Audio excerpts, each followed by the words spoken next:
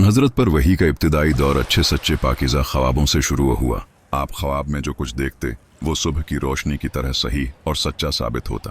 फिर मन जानिब कुदरत आप तन्हाई पसंद हो गए और आपने गार हुरा में खलूत नशीनी अख्तियार फरमाई और कई दिन और रात वहाँ मुसलसल इबादत और याद अलही व जिक्र फिक्र में मशगूल रहते। जब तक घर आने को दिल न चाहता तोशा हमराह लिए हुए वहाँ रहते। तोशा खत्म होने पर ही अहलिया मोहतरमा हजरत खदीजा रजी अल्लाह अन्हा के पास तशरीफ लाते और कुछ तोशा हमराह लेकर फिर वहाँ जाकर खलूत गुज़े हो जाते।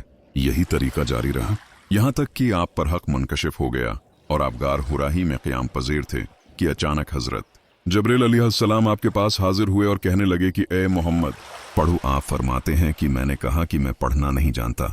आप फरमाते हैं कि फरिश्ते ने मुझे पकड़कर इतने जोर से भींचा कि मेरी ताकत जवाब दे गई। फिर मुझे छोड़कर कहा कि पढ़ो। मैंने फिर वही जवाब दिया कि मैं पढ़ा हुआ नहीं हूँ। इस फरिश्ते ने मुझको नहायत ही जोर से भींचा कि मुझको सख्त तकलीफ महसूस हुई। फिर उसने कहा कि पढ़।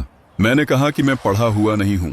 फरिश्ते ने तीसरी बार मुझको पकड़ा और तीसरी मर्तबा फिर मुझको भींचा। फिर मुझे छोड़ दिया और कहने लगा कि पढ़ो अपने रब के नाम की मदद से जिसने पैदा किया और इंसान को खून की फटकी से बनाया।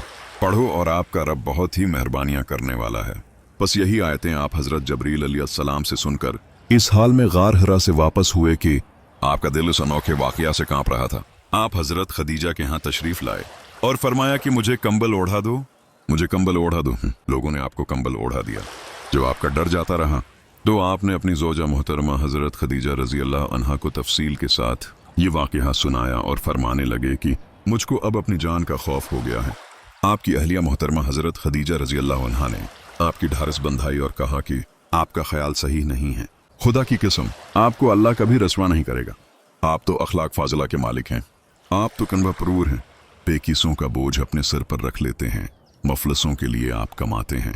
मेहमान नवाजी में आप बेमिसाल हैं और मुश्किल वक्त में आप अम्र हक का साथ देते हैं। ऐसे उसाफ हुस्ना वाला इंसान यूं बे वक्त दल्त व ख्वारी की मौत नहीं पा सकता। फिर मजीद तसल्ली के लिए हजरत खदीजा रजी अल्लाह अन्हा आपको वर्का बन नौफल के पास ले गए जो इनके चचाजाद भाई थे और ज़माना जाहिलियत में नसरानी मजहब अख्तियार कर चुके थे और अबरानी ज़बान के कातिब थे। चनांचे अंजील को भी हसब मंशाए खुदावंदी अबरानी ज़बान में लिखा करते थे। इंजील सरयानी ज़बान में नाजिल हुई थी, फिर उसका तर्जुमा अबरानी ज़बान में हुआ। वरकासी को लिखते थे। वो बहुत बूढ़े हो गए थे, यहाँ तक कि उनकी बिनाई भी रुखसत हो चुकी थी। हजरत खदीजा रजी अल्लाह अन्हा ने उनके सामने आपके हालात बयान किए और कहा कि ए चचाजाद भाई, अपने भतीजे मोहम्मद की ज़बानी ज़रा उनकी कैफियत सुन लीजिए। वो बोले कि भतीजे आपने जो कुछ देखा है तो उसकी तफसील सुनाओ। चुनांचे आपने उस अव्वल ता आखिर पूरा वाकया सुनाया, जिसे सुनकर वरका बेअख्तियार होकर बोल उठे कि ये तो वही नामूस मुआज़्ज़िज़ राज़दान फरिश्ता है जिसे अल्लाह ने हज़रत मूसी अलैहिस्सलाम पर वही देकर भेजा था। काश मैं आपके उस अहद नबूत के शुरू होने पर जवान उम्र होता।